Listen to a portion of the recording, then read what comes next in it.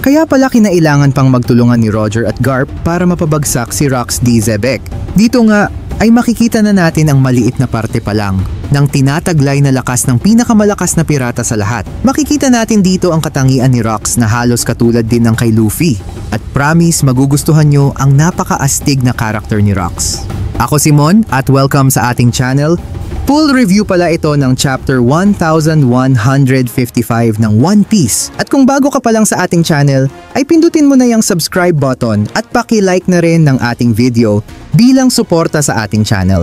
Ang chapter ay may title na The Rocks Pirates. At sinisiguro ko sa inyong lahat na isa ito sa pinaka-hype na chapters na binigay ni Oda sa atin.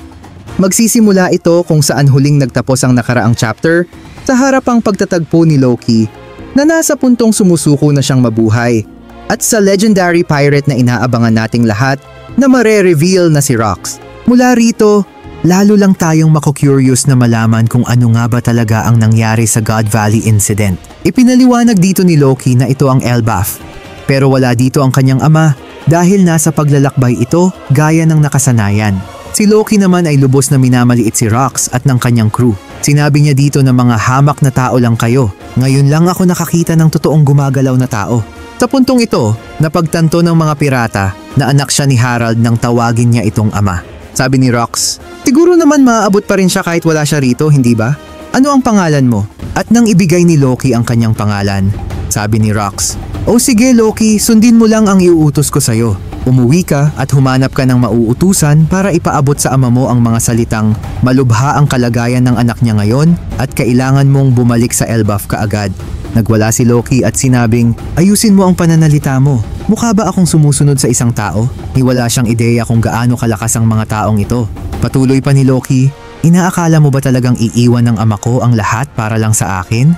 Wala kang karapatang magbigay ng utos sa akin, lalo na sa isang katulad mong mukhang mahina. Ngayon, humihiling na talaga siya ng kapahamakan. At dito na ipinakita ni Rox ang sobrang lakas niyang kapangyarihan.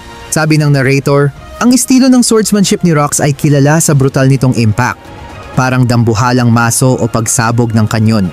Sinabing kaya nitong burahin ang lahat ng nasa kanyang paligid. At makikita natin mamaya sa chapter na to kung gaano kalawak ang nabubura ng kapangyarihan ni Rox. Makukumpara nga natin itong sword style ni Rox sa Divine Departure ni Roger at Shanks. At base sa description ng narrator, tila mas malakas nga talaga itong atake ni Rox dahil sa literal ngang nambubura ito. Maaari kayang gaya nila Roger at Shanks ay pure haki user din si Rox. Inatake niya si Loki at kahit gaano pa kakunat si Loki ay sobra nga siyang nasaktan sa lakas ng impact. Pinatunayan ni Rox na mali si Loki sa pag-aakalang mahina siya. Matapos gulpihin ang batang Loki, tumawa si Rox at ayun na nga, talagang naging malubha na daw ngayon ang kalagayan ni Loki. Kupal talaga itong karakter ni Rox. Sinasabi dito na minsan nang nag-cross ang landas ni na Harald at ng baliw na taong ito at magkakaroon ng flashback papuntang Mary Jo. Then mapupunta naman tayo sa flashback kung saan unang nagtagpo sina Rox at Harald. Nangyari ito noong reverie ng panahong yon. Sinasabi ng mga tao dito na may umatake at dumukot sa 5 hari. Hindi daw ito kapani-paniwala. Malamang ang malaking lalaking nakaitim ang salarin. Then mapupunta din tayo kaagad sa flower room ni Imu. Umabot nga talaga si Rox sa pinakamalayo at tagong parte ng Mary Jo. At mag-isa lang talaga siya at nagawa niya ito, which is sobrang ngang nakakabilib. Sabi ni Imu dito, hindi maaaring gamiting panakot ang buhay ng mga sovereigns kay Mu. Habang napakaastig naman dito ni Rox na may hawak pang baril at sumagot siya dito, hindi nga, pero nakapagdulot naman daw ito ng kaguluhan sa Holy Land, hindi ba? Ayon sa narrator, ito raw ang una at huling may nangyaring insidenteng ganito. Kine-claim dito ni Rox na isa daw siyang Davy Jonesian pirate. Di ko alam kung ano ang ibig niyang sabihin, pero nakaka-curious talaga kung ano itong tinutukoy niya dito. Alam niyang wala na siyang magagawa sa oras na iyon, kaya umatras siya at nag-iwan ng sobrang lupit na mga salita. Sabi niya, habang may gigil sa kanyang mga mata, hintayin mo lang, balang araw babalik ako. Ngayon na sigurado na tayong anak niya si Blackbeard. In a way, masasabi natin na parang ang pagbabalik niya ay mula sa kanyang anak na siyang nag-inherit din talaga ng will ng kanyang ama. Pero alam din natin ang tungkol sa tila bang may iba't ibang personality si Blackbeard. Kaya posible rin na literal na nasa loob siya ng katawan ni Blackbeard at hindi lang ito symbolic mula sa isang will. Di pa natin masasabi sa kung anong paraan niya magagawa yon. Pero marami na rin na nga tayong nakitang imposibleng mga pangyayari sa One Piece na naging posible. Either way, sigurado akong babalik si Rox sa kahit anong paraan, gaya ng ipinangako niya. At nakakamanghangang isipin kung papaanong ang lahat ng koneksyon na to ay binabago ang pananaw natin sa mga pangyayari noon. Isipin mo, si Blackbeard ang tumalo kay Ace, na anak naman ni Roger, na isa sa mga sinasabing tumalo kay Rox. Habang tumatagal, lalo itong nagiging konektado sa pinakamagandang paraan, kaya gugustuhin mong balikan at panoorin muli ang buong kwento. Anyway, patuloy naman ng narrator, syempre ang insidente tungkol kay Rox ay hindi kailanman ilalantad sa publiko. Ironically, sa araw ring iyon, may isa pang sumalakay sa Holy Land. Siyempre, si King Harald yon ayon sa narrator, at ang mga Celestial Dragons ay nagpapanik dahil sa kanya. Sabi ng isa, tingnan nyo, mas malaki pa to sa normal na giant. Sabi naman ng isa, gusto ko siya bilang alipin. Sabi naman ng isa pa, hindi, patayin natin to at paglaruan. Pinapakita nga dito kung gaano kabaliw ang Celestial Dragons kahit noon pa man. At ang mga pinagdaanan ni Harald sa kanyang mapayapang hangarin. Sa totoo lang, mas maiintindihan mo tuloy ang pananaw ni Rox at ang kanyang filosofiya na makikita din natin maya-maya. Dali-daling kumilos ang mga gwardya para protektahan ang mga nobles habang si Harald ay tumatakbo at nagliliyab sa apoy. Nakakatawa nga itong eksena kung saan sumisigaw siya, "Ang init! Pasensya na kung pumalpak ang negosasyon. At alam kong krimen ang trespassing. Pero hindi ba sobra na to?" May sumigaw ng, "Huwag hayaang makatakas ang kidnapper." Tinitiyak naman dito ni Harald na hindi siya ang nangidnap at nagsasabi siya ng totoo. At may sumigaw din nga dito na may pinaslang daw na admiral. Tumakbo ang salarin papunta sa kastilyo. "Mag-ingat kayong lahat. Sunod-sunod ang kaguluhan," sabi ng isang Celestial Dragon. "Hulihin niyo ang dambuhalang yan." Samantala, nakita ni Harald si Rox na tumatakbo sa kanyang direksyon at naisip niya, sigurado akong siya ang nangidnap sa mga hari. Loko din ang isang ito. Gagamitin niya ako para makatakas? Hindi ko palalampasin to. Sa kabilang banda naman, nakita rin ni Rox si Harald at sabi niya, "Isang higante sa Holy Land? Akala ko nagtatago lang sa mga liblib na lugar ang mga lahi niyo." At eto na nga ang pinakamalupit na panel sa buong chapter. Si Harald, sa kanyang anyong ancient giant at may dalang dambuhalang espada, ay inatake si Rox na sobrang nanliit sa laki ni Harald sa puntong ito. Pero sinalubong din ito ni Rox ang atake gamit ang sarili niyang espada. At sa kabila ng napakalaking agwat sa laki, pareho silang nanatiling nakatayo. Sabi ng narrator, ang clash ng dalawang individual ay winasak ang lahat ng nasa 5-kilometer radius. Parang mas matindi pa nga talaga itong naging clash ni Harald at Rox kaysa kay Roger at Whitebeard. At nakakatawa ngang isipin na parang mas pinapakita dito kung gaano kalakas si Harald. Tila pinapantayan nito ang hype sa pagpapakita ng kapirasong lakas ni Rox. Pero para sa akin, mas lalo nitong pinapaangat ang potensyal ni Loki. At lalong mas gusto ko siyang sumali sa Straw Hats at samahan si Luffy sa paglalakbay. Halatang nabilib si Rox kay Harald habang tumatawa at tinatanong ang Haring Giant kung ano ang pangalan niya. Tumawa rin si Harald at sinabi ito, "Siyempre, habang nangyayari ito, makikita natin ang mga Black Conqueror Haki Shockwaves na nagpapakita na isa din sila sa mga gumagamit ng Conqueror's Haki." Sabi ni Rox na parang tumutulong pa kay Harald. Ako naman si Rox at sinabihan niya si Harald na itutok ang susunod niyang atake sa bayan. Pero si Harald ay napaka-inosente pa dito at napatanong siya na bakit naman daw. Sabi naman ni Rox, "Huwag ka nang magtanong." Sa sumunod na eksena, makikitang nakasakay na si Rox sa balikat ni Harald. Mukhang nagustuhan nga ni Rox itong naging pagtatagpo nila ni Harald at itinuro din niya dito ang direksyon papunta sa New World. Tumawa siya at sinabing, "Kapag nabuhay ka rito magkita tayo ulit, Harald." Pagkatapos nito biglang tumalon si Harald mula sa Red Line habang sinisigaw, "Loko ka rin no? Hindi ako sumasama sa mga kriminal na katulad mo." At nagulat naman si Rox sa ginawa ni Harald nang bigla itong tumalon mula sa Red Line. At kahit pa si Harald ang tinatawag na mabuting tao dito, hindi mo maiiwasang maintindihan ang pananaw ni Rox. Ibig sabihin, kahit anong kabutihan ni Harald, sinusubukan pa rin siyang gawing alipin o laruan ng mga Celestial Dragon. At siguradong gagawin nga nila kung nabigyan sila ng pagkakataon. Patuloy naman ng tagapagsalaysay, katatapos lang ni Rox na talunin ang isang Navy Admiral. Sa kabila ng lahat ng pagligtas sa kanyang buhay, namatay din nga itong Admiral. Isa ito sa mga pinakamabigat na kasalanan. Sa isang iglap, lumaganap ang kasikatan at kasamaan ni Rox. Ang insidenteng ito ay nagpadala ng malakas na pagyanig sa buong karagatan. At eto na naman si Oda. Pinapa-curious na naman tayo. Ipinakita niya ang wanted poster at alam niyang gustong-gusto na nating malaman ang halaga ng bounty ng legendary pirate na to. Pero tinakpan niya ang mga numero. Sinabi rin na makalipas ang ilang sandali, isang barkong may dalang napakalaking tribute para sa Mary Jo ang inatake. Winasak ang Gates of Justice at nakatakas ang umatake. Ang ninakaw na kayamanan ay ginamit upang masuportahan ang mga aktibidad ng grupo ni Rox. Talagang naging tinik siya sa lalamunan ng world government. Sabi ng narrator, hanggang sa puntong yon, lahat ng mga ginagawa niya ay against sa world government. Pero pagkatapos nun, nagsimula na rin siyang puntiryahin ng mga pirata habang makikita natin na may hawak siyang mga wanted posters. Patuloy naman ang narrator, sa mundo ng mga pirata, may matagal ng tradisyon na tinatawag na Davy Backfight. Naglalaban-laban ang mga crew sa sunod-sunod na mga laban kung saan isinusugal nila ang kanilang Jolly Roger o maging ang mga kasamahan nila mismo. Isang malupit at walang awang laro. Napakahusay ni Rox dito at lagi siyang nananalo at ginamit niya ang tradisyong ito para buuin ang kanyang buong crew at kinukuha ang pinakamahuhusay na miyembro mula sa bawat grupo. Napakakulit nga ng character ni Rox. Tila may katangian din talaga siya na pareho ng kay Luffy. Makikita natin sa puntong ito na sina Shiki at Whitebeard ay kasama ni Rox habang kinukwento niya ang tungkol sa isa pang kahanga-hangang individual na malamang si Harald. Sabi ni Rox, magugulat kayo kapag nakita niyo siya. Matapos nito, makikita natin na natatanaw na nila ang Elbaf. Fast forward, at ngayon ay sinasabi ni Harald na dali-dali siyang umuwi. Kinausap niya si Loki at sinabi na, buti na lang at nakarecover ka na. Salamat talaga. Malaking bagay ito para kay Loki dahil hindi lang siya nakaligtas sa pag-atake ni Rox, kundi mabilis din siyang nakarecover. Siguro nga ay hindi layunin ni Rox na saktan siya ng husto o tapusin siya, pero napaka-impressive pa rin nga nito.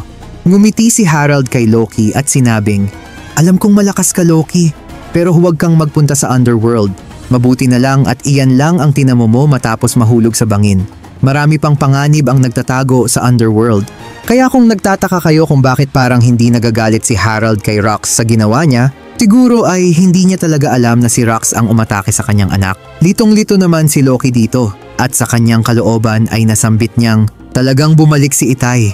Siguro nagkataon lang to. Hindi siya pumunta rito para sa akin. Halatang malaki ang naging epekto ng kanyang ina sa kanya ni hindi na niya maisip na maaaring nag-aalala sa kanya ang sarili niyang ama kahit na malinaw na nagmamalasakit ito. Kahit hindi palaging naroroon. Sabi ni Harald, Rox, narinig ko na ang lahat ng krimen mo. Anong ginagawa mo rito? Sumagot si Rox sa nakakatawang paraan. Na-miss kita Harald. Kakaibang karakter nga talaga tong lokong to. Sabi ni Rox, sumali ka na sa crew ko. Hindi ka naman pakikinggan ng world government, di ba? Ngayon alam mo na, panahon na para umaksyon. Sabi naman ni Harald, huwag kang tanga. Kapag inugnay ko ang sarili ko sa isang kriminal na katulad mo, mawawala lahat ng tiwala at respeto ng mga kaalyado ko. Ang astig isipin na posibleng magtagumpay si Luffy sa kung saan pumalpak si Rox. Ang mahikayat na sumama si Harald ng kasalukuyang panahon na si Loki sa kanyang crew. Makikita natin ang kasalukuyang crew ni Rox na nagpipiesta at nagiinuman habang unti-unti silang ipinapakilala. At kalaunan malalaman nating nasa ibabaw lang pala sila ng mesa. Sumagot si Rox sa sinabi ni Harald, ano ngayon? Hindi ba't mga tauhan lang din ng world government ang mga kaalyado mong yan? Anong silbi ng pag-aasam sa napaka-imposibleng bagay? Kailangan mong pantayin ang laban. Huwag kang takot, Harald. Ang Elbaf ay ang tahanan ng mga pinakadakilang mandirigma sa buong mundo. Kung may bagay na nagpapahirap sa'yo, durugin mo lang ito. At gaya ng inaasahan, mas malapit sa puso ni Loki ang ganitong filosofiya kaysa kay Harald. Mainit ang tugon ni Harald dito. Ganyan ang lumang paraan. Nagbago na ang Elbaf. Sumingit si Rox na nakatayo sa mesa at sinabi niyang, hindi nagbabago ang mga tao. Dumadaloy pa rin sa dugo mo ang kagustuhang pagpatay. Sabi naman dito ni Whitebeard, hindi ba pwedeng mag-enjoy muna kayo sa pagkain? Dagdag pa ni Harald, dapat alam niyo na kapag sumunod kayo sa isang lalaking tulad niya, tiyak na kapahamakan ang kahihinatnan nyo. Pagkatapos, isa-isang pinakilala ang mga miyembro ng crew at ibinabahagi nila ang pananaw nila sa kanilang kapitan na si Rox. Si Shiki, the Wicked, o ang future Golden Lion ay tumawa at nagsabi, sumunod sa kanya, huwag mo akong patawanin. Sarili lang namin ang iniisip naming lahat. Wala ni isa sa amin ang magmamalasakit kung mamamatay man si Rox. Si Miss Bakken, ang tech bandit, kilala rin bilang Buckingham Stasi. Ngayon masasabi natin na parang imposibleng hindi siya binira ni Whitebeard sa ganda niyang yan. Sabi niya dito, hindi ko sinasabing walang appeal ang mga plano niya. Sa totoo lang, pwede itong maging sobrang kapaki-pakinabang. Parang sinami lang no? Si Don Marlon, ang gangster mula sa West Blue, ay nagsalita din dito at sabi niya, narinig mo na ba ang tungkol sa Hachinosu? Yung lugar na tinatawag nilang isla ng mga itinapon o Pirate Island? Lahat ng bansa sa buong mundo ang nagpapadala doon ng mga pinakamasamang kriminal bilang paraan ng kanilang parusa. Nakangiting sinabi naman ni Whitebeard na dapat daw ay isang barren island yon na walang pagkain, kung saan wala kang ibang magagawa, kundi hintayin na lang ang iyong kamatayan. Ayon kay Pirate Prophet Ochoku, kilala rin bilang magiging Commodore ng Pirate Island sa hinaharap. Nagsimulang magsama-sama ang mga nakaligtas noong nakaraang taon. At alam mo ba kung bakit? Dinugtungan ito ni Ganzui ang smuggler. Maniwala ka man o hindi, may napakalaking deposito ng ginto sa isla. Nadiskubre ito ng isang shadow organization at nakisawsaw. Tinulungan nila ang mga kriminal na yumaman. At talagang nagalit daw ang world government dahil dito. Pagkatapos nito ay nagsalita naman si Rox. Ngayon lahat ng lumalapit sa isla ay pinupuntirya ng mga batikang kriminal. Kakalkalin nila lahat ng meron ka. Kaya nakipagkasundo kami sa world government. Tinanong ko sila kung magkano ang ibabayad nila kung kami ang babawi ng isla para sa kanila. Pag nakuha na namin ang pera, bubuwagin namin ang Pirate Island at paghahatian ang kayamanang nandoon. Pero kahit kailan, hindi namin basta-basta ibibigay ang isla at ang mga kriminal pagkatapos nun. Makikita nga natin si Rox na katulad din talaga ni Blackbeard na napakagaling sa tactics at strategy sa kanyang mga plano. Hindi lang niya dinadaan sa purong lakas. Bagkus, sinasamahan niya ito ng katalinuhan. Sabi niya, ako na ang mamumuno sa Hachinosu at gamit ang mga siraulong to sa ilalim ko, gagawin natin itong paraiso ng mga pirata. Nakikita ko na ang world government at marines na nakatayo lang parang mga asong walang alam. Dagdag pa niya, ito pa lang ang panimula ng buhay ko. Gagamitin ko ang islang yon bilang base para durugin ang Navy, pabagsakin ang Holy Land, at pagkatapos noon, magiging hari ako ng buong mundo. Hindi na rin nakapagtataka na narinig ito ni Loki at namangha siya sa ganoong klaseng pananalita. Sabi ni Harold, sobrang laki nito at buong mundo ang kinakalaban mo. Pero kung tutuusin, napakaastig nga din talaga ni Rox na katulad ni Luffy, grabe ang mga pangarap nila. At sabi pa niya, sabihin mo na ang gusto mong sabihin, pero darating ang araw na may makakagawa niyan. Walang kapangyarihang panghabang buhay. Sa isang napaka-epic na close-up, iniabot ni Rox ang kamay niya at sinabi, sumama ka sa akin, Harold. Kapag nagtulungan tayo, walang makakapigil sa atin. Tulad ng ginagawa ngayon ng world government, sinusubukan din niyang kunin ang mga giants. Pero ang kaibahan, ginagawa niya ito sa maayos na paraan, sa paraang pakikipag-alyansa. Samantalang ang world government, puwersahan nilang kinukuha ang mga bata. Makikita mo nga talaga dito kung bakit humanga sa kanya si Loki. At sa totoo lang, base sa mga nakita natin, ang ganda talaga ng karakter ni Rox. Malayong mas okay pa siya kaysa sa world government. Sagot naman ni Harold dito, tigilan mo na yung imbitasyon mo. Sinabi ko na, ako ang hari dito. Ayaw tanggapin ni Rox ang pagtanggi ni Harold at sinabing, wala akong pakialam, kukunin ko to. Ang buong mundo. Sobrang laki nga talaga ni Rox na mangarap at napakaastig nga nito. Sabi ng narrator, biglang napagtanto ni Loki na natagpuan na niya ang kanyang savior. Patuloy pa ng narrator, lumipas ang 4 na taon. Paulit-ulit na tinanggihan ni Harold ang mga imbitasyon hanggang sa isang araw, natupad na ang plano ni Rox. Kasama ang kanyang halimaw na crew, yayanigin nila ang buong mundo. Maglayag na tayo mga hinayupak! Sigaw ni Rox habang makikita natin ang Jolly Roger ng kanyang crew. Sabi ng narrator, nagsimula na ang alamat at grabe napaka-epic ng chapter na to. At si Rox, sobrang astig nga talagang karakter at di nating inaasahan to.